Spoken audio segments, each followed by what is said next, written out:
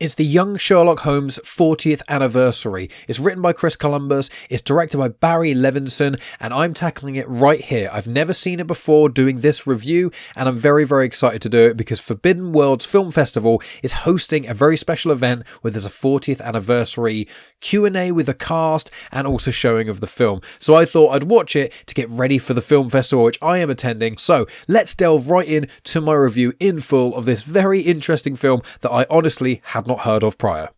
You are listening to Genuine Chit-Chat. This show is for real.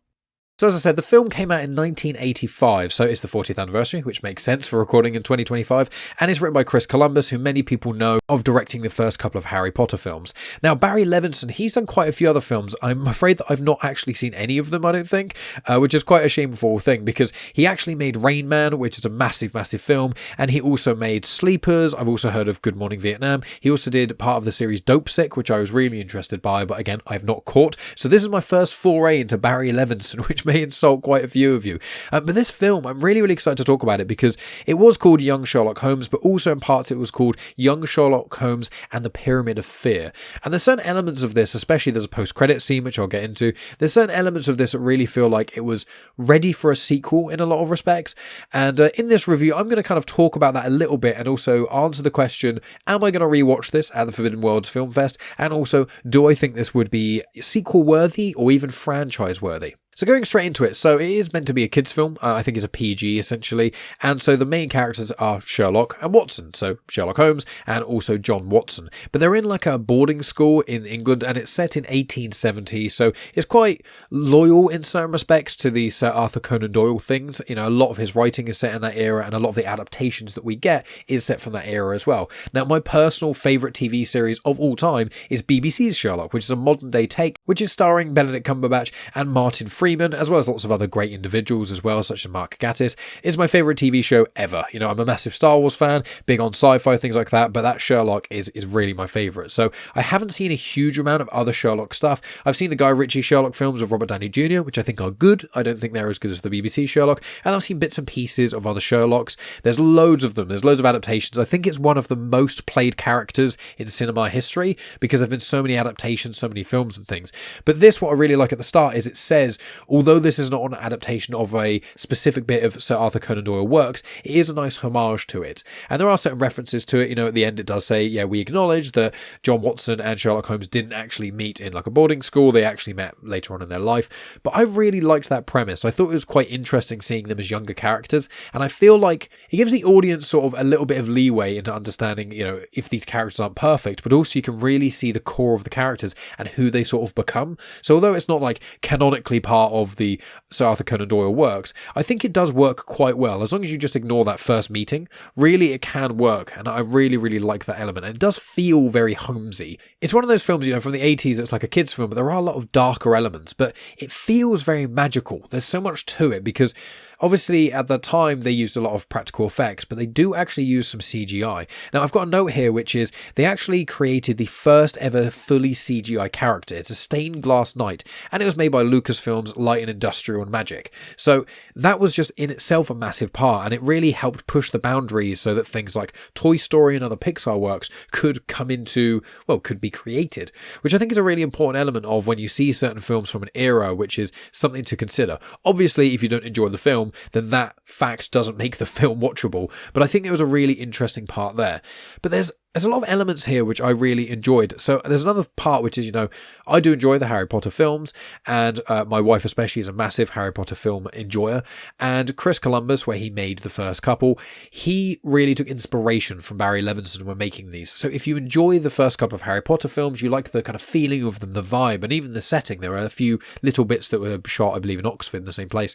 If you like that, then this would be a really good film for you to watch. I think also a lot of kids would enjoy this film. Again, it is aimed at kids. It is a kids film. I say kids in sort of loose terms, even though there is death and there's adventure and things in there. But it's an 80s kids film. You know, The Goonies is technically a kids film, but I would say this is as mature, if not more mature, than The Goonies in certain respects.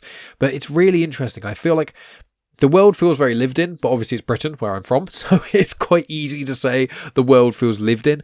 But I really enjoyed it, to be completely honest with you. I thought it was a really fun movie. I think that the characters work well, the plot is interesting, and really, when you watch a Sherlock product, be it a film, be it a series or anything, the kind of whole fun of it is trying to work things out before Sherlock does. Or rather, try and work things out before Sherlock tells Watson what the thing is. And obviously us as viewers, we get a bit of inside scoop. We get to hear and see a bit more than, say, Sherlock and Watson actually do. So we do get a few more clues along the way. And I will say, my wife Megan, she did a great job. She clicked. She figured out who the baddie was a lot sooner than I did. Maybe I'm too trusting, which I won't spoil that quite yet, but I will be giving a spoilery sort of ideas a little bit later, but I'll give you yourselves fair warning for that. So it takes place in a boarding school. You get Sherlock and Watson, they meet, and Watson he's a child. Yeah, I think they're like teenagers, so I think they're like 14-ish. He's quite annoying. Normally I find that Holmes is more annoying than Watson usually. You know, Holmes is very, very intelligent, but he also has a superiority complex. He's very intelligent, but he doesn't pick up on social cues. Whereas Watson is more the more personable individual. And I think in this I find that Watson's, I don't want to say snivelling, because that's probably the wrong word, but he's quite a downer. I don't even know if that's the word. He's not like a downer when he's depressed. He's just not, he hasn't got a lot of that childish sense of wonder. He's quite a negative Nelly in certain respects. So I think, and again, this is the actors that played these characters did a really, really great job of conveying sort of, I don't feel like at any point it felt like the kids were acting. It felt like they were the characters, which I find that's the thing that people struggle with, like adults or children do struggle with sometimes. And I think when you watch kids in movies, often it can be the case that they are playing a character, they are reading lines, whereas this feels very organic. It feels, again, comparing to the Goonies, it feels very much like they are these actual characters, which I really, really admired. So when you meet the characters and things, it is first, there's a lot of character building, but it doesn't feel like exposition dumps of who they are. And immediately when you have Holmes and Watson meet, you get the classic Sherlock Holmes thing, which I think we all really enjoy about Holmes, which is he looks at someone and then he makes very, very quick observations about them. He's like, your name is James Watson, which he gets that wrong, and they acknowledge that. He's like, and your father was a doctor, and then this about you and that about you. And he's like, how did you know all these things? How do you like I know custard tarts and like custard tarts things? He's like, well, there's a bit of custard like smudge on your lapel. It says J. Watson on your baggage, so the most popular name is James, then John in the UK. You've got a certain book, which is like a medical book that you'd only really be able to get if you knew someone who was in the medical industry. So I guessed it was your father. You know, his quick deductions, which I really appreciated, because that's one of my favourite things, especially the BBC Sherlock. I know pretty much all of them do that. That's kind of a core part of his character. But I really, really liked that element of things. So you just get it straight away. You get Sherlock and Holmes meeting. You get that kind of, the barrier's been broken down a little bit. And even if you didn't know who Sherlock and Watson were as characters, you're immediately understanding who they are. And that's a real trick that I find a lot of modern films can fail at, where, you know, the term is show, don't tell. And what a lot of these shows and movies do is they just tell you, and it's like, I don't need an exposition dump about your whole backstory. It's much better in a lot of respects, if it's not central to the plot, to really see how you interact with characters and maybe some of the things you don't say. They can be a bigger hint of who someone is than actually just being like, yes, my father treated me like this, and yes, my mother did that. And also in this, there's some hallucinations that occur. And in that, you also do get a little bit more information about Sherlock when he was younger, which I also do very much appreciate. So there's some of the background waffle. So what is the actual plot here? So essentially, you see, you know, right near the start, someone gets killed. And it's mysterious and strange, and they seem to be hallucinating. It's quite terrifying, quite intense to begin with. There's a gentleman who's eating a quail, was about to, and the quail comes alive, starts pecking at him. And he's panicking and things, and you're seeing in the restaurant he's eating that he's not actually experiencing that. The quail is clearly a very dead, you know, plucked and cooked quail, but this zombie quail thing is attacking him, and he jumps out of a window, and then he dies. So then a bit later on, you see someone else who seems to get like attacked by little demon things, I recall, like gargoyles, which is interesting, and they stab themselves with shears, which I can't help but think if that was an inspiration for that scene in Hot Fuzz, where the lady gets stabbed by gardening shears by one of the many murderers, and then the whole thing of that film is, oh, she must have tripped and fell onto her shears. So I think that when you see the hallucinations, you see some of the CGI and you see the practical effects, and I think it holds up. You know, you don't watch that and go, oh, this is a brand new film that like Disney have put out. But you watch it and you go, no, I'm not taken out of the world by the CG. And there's a part where one of the characters is being chased by something, like a hallucination. Maybe it is the guy who has the quail part, where like parts of something on a wall made out of metal, I think it's candlesticks, like wrap around him.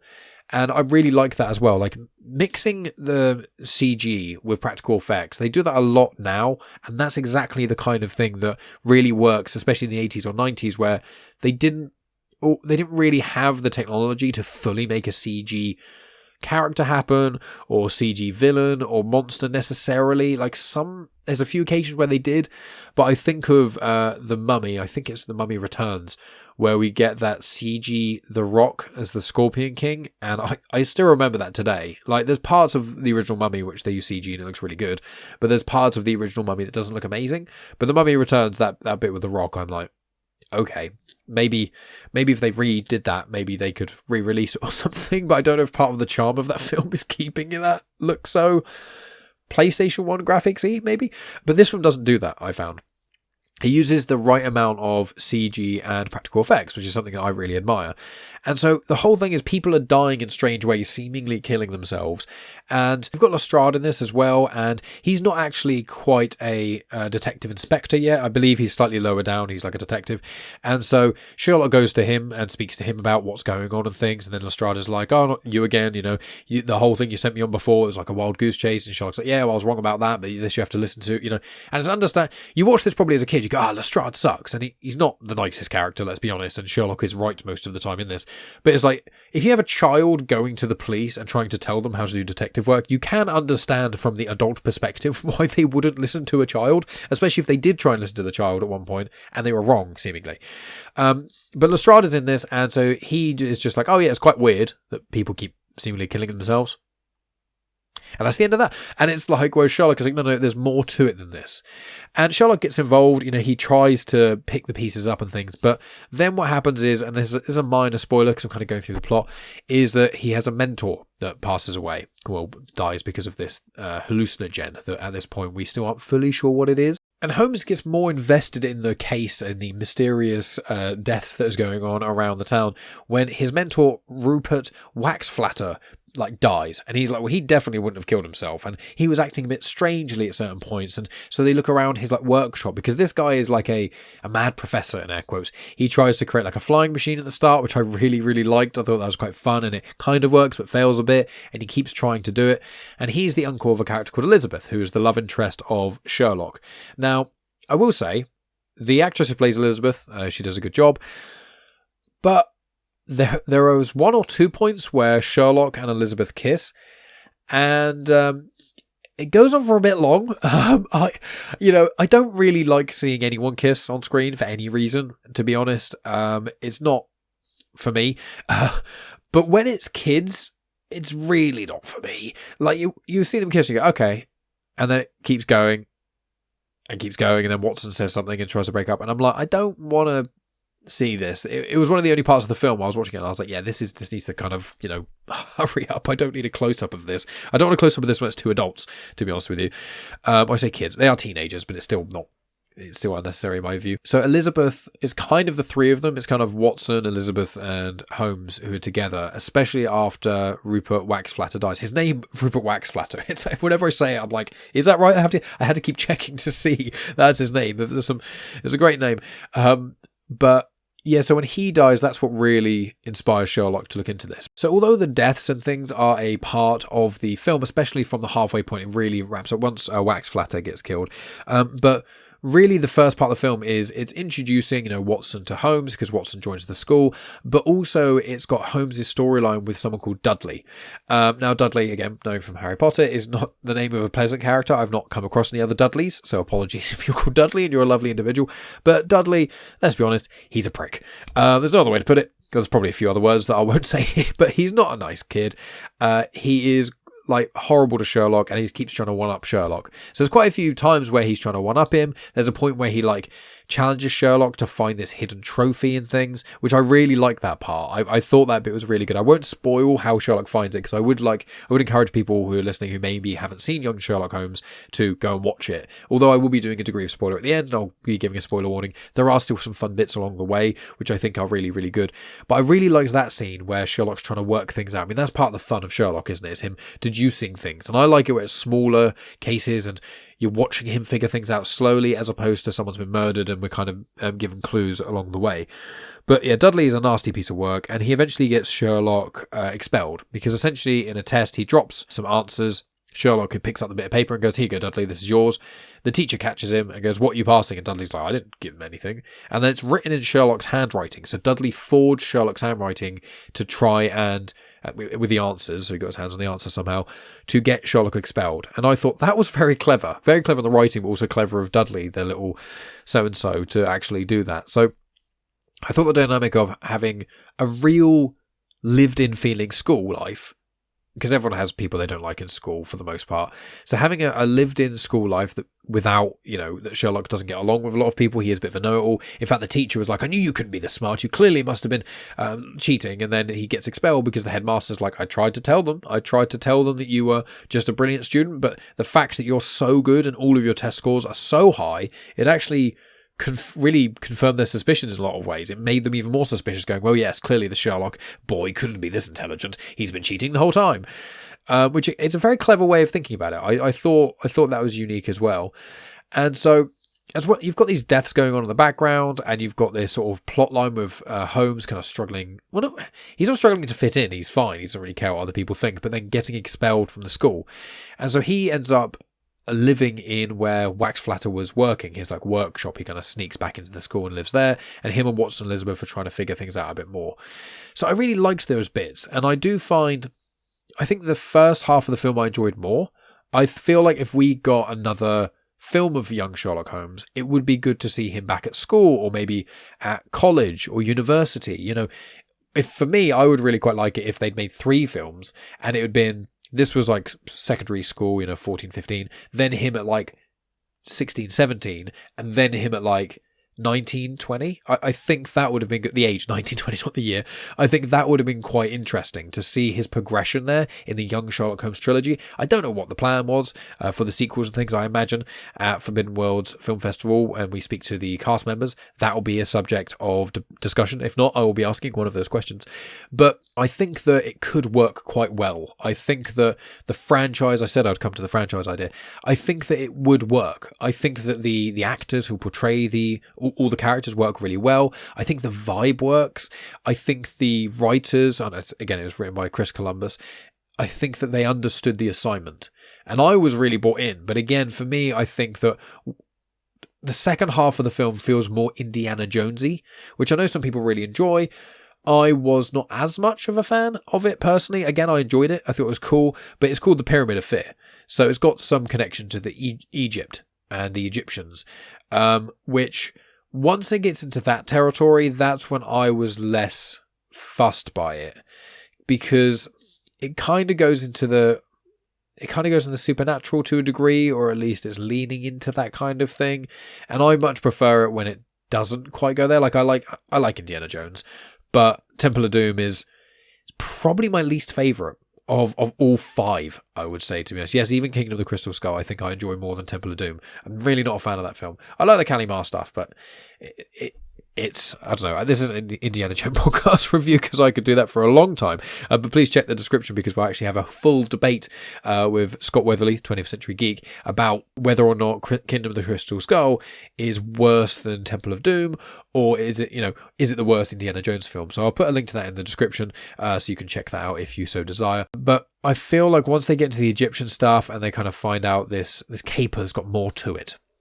So you find out these people are hallucinating because they're being injected by like a poison that's making them hallucinate. There's a thorn, really. It's like a blowpipe, and there's a thorn, and it gets struck by this poison that makes someone hallucinate, and then generally the whole point is they hallucinate so much they then end up killing themselves, which is quite dark, but it's the 80s. 80s kids films were another breed than kids films today. But it makes for some interesting scenes. There's a gentleman who runs out into like a horse and carriage and gets run over by them. There's, again, I mentioned the guy who jumps out the window, stabs himself by some shears, lots of things like that. So I like that, and I think the hallucination scenes are done really well, especially at some point Holmes, Watson and Elizabeth each get stabbed and they hallucinate, and as I said slightly earlier, Holmes, he hallucinates and thinks back to like his dad and his mum, and it seems to be alluded to that he found out his dad was cheating on his mum and came and told his mum, and then his mum blames him and says, yeah, you should never have told me, it's ruined it's broken up the family and stuff. And then Watson's got a thing of like these cakes coming to life and attacking him, which is interesting. And then Elizabeth gets like buried alive. So I really like it because when you have characters seeing visions and things, it's a really good way to show who they are and what person they are in a lot of ways, like who they're trying to be or what they're trying to hide. So I really like those scenes. But as the case unravels, they find out there's like an Egyptian death cult, I think they call it, and it's all wrapped up in this. There's a reason behind it. There's a reason why Wax Flatter was involved and this kind of thing. And it unravels. And as it unravels, you kind of, from about the 2/3 point, you see where it's kind of going. But there's a couple of scenes where they go to this like underground pyramid, I presume it is, and see this like trying to do like a ritualistic sacrifice kind of thing. And it's into like, I can't fully remember. Like in my head, I can see what's happening, but I couldn't really remember what the point was of all this.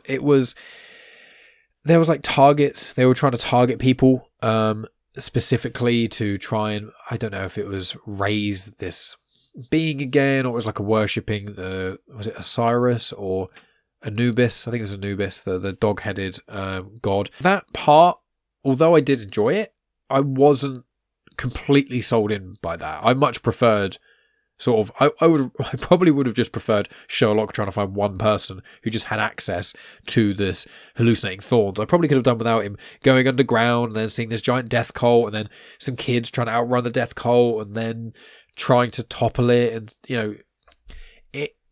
it got a bit much, and I quite like the smaller scale things. I would have probably enjoyed just keeping it on the smaller scale. That's kind of my main takeaway from this. I do like a lot of the elements of this. There's a big explosive ending, which I won't spoil all the details of the ending, but I was like, oh, that's cool. The visual effects look great. It does feel like it's a really good film, but I was like, okay, yeah, the third act, you've got to have a big explosion, you've got to have all these kind of things, and you do have a really, really cool sword fight. I loved the ending sword fight. So this is now going to get into spoiler territory here, so be warned of this is kind of the big air quote spoiler of the film. But essentially there's a headmaster that Sherlock Holmes gets on with, I mentioned him very briefly earlier, that gets on with quite well, and the headmaster and him do fencing quite a lot. There's fencing in the boarding school, but Sherlock is top of his class, and they do some fencing and stuff. And I like seeing that, and I was like, okay, well, obviously there's going to be a sword fight or something at the end. Again, that's fine with me. You have to kind of show, was it Chekhov's smoking gun or something like that, where it's kind of showing, well, if the person is doing this or you see this thing in the film, it's going to come up later. But I like seeing that, and I like Sherlock being shown he can fence. And then when it is revealed is that the headmaster is one of the main baddies. I won't delve into the specific conspiracy of all that kind of jazz. I'll let you watch the film and kind of understand that. But that's what Megan figured out. She saw him, and in the second interaction with the headmaster, she was like, he's a baddie. And she was right. There's more to it. Again, I'll leave you to watch the film to get that. But there's a big sword fighting scene towards the end where Sherlock is sword fighting with the headmaster, and I really liked it. I'm a big Star Wars fan, which is basically glowing swords, isn't it? It's a sword fight. But I really like the sword fighting scene, and then it goes on for quite a while, but it's not just sword fighting. They move where they're going, they use sort of different weapons and things, and it evolves and it changes. And I knew they're not going to make a young Sherlock Holmes film where Sherlock Holmes dies in it. They might have done, but that would have been that wouldn't have happened. I was fairly certain of that. So when it was happening, I was like, oh, what's going to happen here? I kind of know that Sherlock's going to survive, but they still kept it thrilling, and I really enjoyed that. I thought the camera work was really good. I think that the whole vibe of it was good. Visually, there's quite a few scenes that take place either in darkness or the nighttime, but because of the way they used the lighting, there was never a point where I felt like I couldn't see, which is strange because there's so many films nowadays that you watch, and it's at night time, and it's so dark. You're like, you know, it makes me think of the ending of Game of Thrones, and I literally can't see what's happening. And there's other films I've seen. I mean, Alien vs Predator Requiem. I couldn't tell. I don't think that's a very good movie, but I couldn't tell you because half the film I can't see what's happening. So I think that this film, in a lot of respects, is probably ahead of its time. There's a couple of minor gripes. They go to this like Egyptian bar, and I'm unsure if there are stereotypes of there. There's a few stereotypes in there, I think, and I'm like, I don't know if that ages perfectly. I'm not sure. In all honesty, I don't know enough about Egyptian culture or stereotyping to know what it is, but I was like, this maybe not. But aside from a couple of things that do often come hand in hand with the 80s, I do think this film holds up. I think because they use so many practical effects, it looks good at the time, and most practical effects still look good today if they looked good at the time of filming. The CGI wasn't used too much, and I think that it just enhanced a lot of the stuff, which I appreciated. The plotline in the school was cool. The plotline of the hallucination things was good. I enjoyed that. It added something a bit different. It kind of made the death scenes a bit more interesting, a bit more cool, more unpredictable. And then it added more to the characters as they get unraveled in this mystery. The end scene lands, you know, I said there's a big explosion, there's a sword fight, there's another thing that happens I won't spoil, but I feel like it all adds up to making you understand the character of Holmes a lot. When you get to Holmes as an adult in, you know, the other works of Sherlock, whatever you watch, you could say, well, this could be a prequel for that. Apart from what I mentioned, the Watson-Holmes pit meeting, it does work. And that's what I think works about this film. So I was surprised to see it didn't seem to do that well, that it's kind of become more of a cult classic. I don't know what the reason for that is, but I think it really holds up. As someone, again, I've never seen this before. I watched it like a week or two ago, and I'm excited to rewatch it. I will be rewatching it at the Forbidden Worlds Film Festival, and I'm excited because now I've seen it when I've seen the plotlines. I'm excited to, like, so many films that are like mysteries, especially Sherlock related things. You're like, oh, I know what happened. Now when I rewatch it, I get to pick up all the clues. And I love doing that on certain films and certain TV shows and things. So I think it works. It will work really well in this. I'm very excited by that. I'm excited to speak to the cast. There are a few other little things, like the humour's good, I think. There's lots of references to Sherlock Holmes. So he says, you know, elementary, my dear Watson. There's a pipe in it. They say a game's afoot. There's the hat. There's the coat. You expect these kinds of things from prequels. That's what happens. And I liked them all. I thought they were all fun and charming. Some people might be a bit like, oh, how did he get basically everything in his first outing? You know, it's kind of a solo Star Wars story where it's like, oh, so in one film he gets his name, his ship, his best friend, the dice, his gun, his coat, everything about him he got in one, you know, thing. Even though I'd say, you know, Solo does take place over a few years, but still, I understand that critique. But in this one, this is in the era before, like, franchises were coming out of everyone's ears. You know, you had I mean, I know Star Wars was the thing at this point, but it was a trilogy. You know, I know that there were the Superman films, and I know that, like, horror films, they were, you know, franchises. But this was really just, let's just make a prequel of Sherlock Holmes to no specific Sherlock Holmes story. And so, yeah, of course, they're going to have some of the sayings that happen, and it's just fun. They didn't overdo it. I think you got each one thing once. They said elementary once. They said the game's afoot once. Like, it didn't feel like they were hitting you over the head with it. So I really liked that. I like trying to watch out for those little things. I thought that was fun. And so there's also a post-credit scene, which I want to mention. Now, the post-credit scene, I won't spoil what happens. Again, it's fun. You know, the credits of this film, I think the starting credits go on for a little bit, but the ending credits don't go on for too long. So it's not like a Marvel film. I watched a Marvel film today, actually. It's not like a Marvel film where you watch 5+ minutes of credits and you're like, oh, God, can this just, you know, I want to see what happens at the end. It was credits coming up, which didn't take too long, but also while it's happening, you're just watching this, like, horse and chariot kind of go off in the distance, which is not the most enthralling thing in the world, but at least you're watching something other than just names coming up on the screen. And I say it's worth watching, and that end credit scene really, I think, is kind of the thing that makes me think they could have easily made sequels to this. I do have a question of the post-credit scene, so it leads into a certain very famous arch nemesis of Sherlock coming in, and I'm like, does the age difference work? I don't know if Sherlock and his major arch nemesis, I'm going to say it's Moriarty, if the age difference there, if that was the case, I don't know, but I thought it was still fun. It's a fun little thing. So shout out to Spider-Dan, because he told me, I'll make sure, because I told him I was watching it. He's like, oh, make sure you watch the end of the post-credit scene. I was like, God, post-credit scene in 85. Again, ahead of the game here. But yeah, I think I've pretty much covered everything that I want to without just overtly telling you everything that happened in this film. I want to keep this, sort of half an hour long. But I enjoyed it. I think it would be worth having a sequel, maybe not now, but I feel like if they remade it, or I don't like remakes in general, I think often they miss the point, but I feel like the basis of a young Sherlock Holmes story, I feel like that could work. Would I want it in a series? I don't think so. I wouldn't mind a series of films. Would I want an actual series? Probably not. But I think it could probably work. I think that it gets the characters well. It gets right into it. It doesn't feel too long or conflated. I feel like it's original enough. I feel like the set design was great. The music was excellent as well. I haven't really spoken about that, but the music was amazing. It was composed and conducted by Bruce Broughton. And so he's done loads and loads of stuff. And I'm just looking at some of his credits and things, Miracle on 34th Street, the 94 version, which I think is actually Megan's favourite version of Miracle on 34th Street. He did a lot of certain Disney films, including Homeward Bound, The Incredible Journey, The Rescuers Down Under, and things like that. And I'm looking at his entire discography, films that he's scored for. And there's a lot of them. He's done a lot of great stuff here. And so he did a really, really good job. Oh, he did Tombstone as well. That's fun. So I thought, Bambi too. I think that the music is great. It feels very whimsical. It feels, to be honest with you, it reminded me quite a lot of John Williams, which is very high praise. Like if you'd have told me this was scored by John Williams, I'd have gone, yeah, that feels accurate.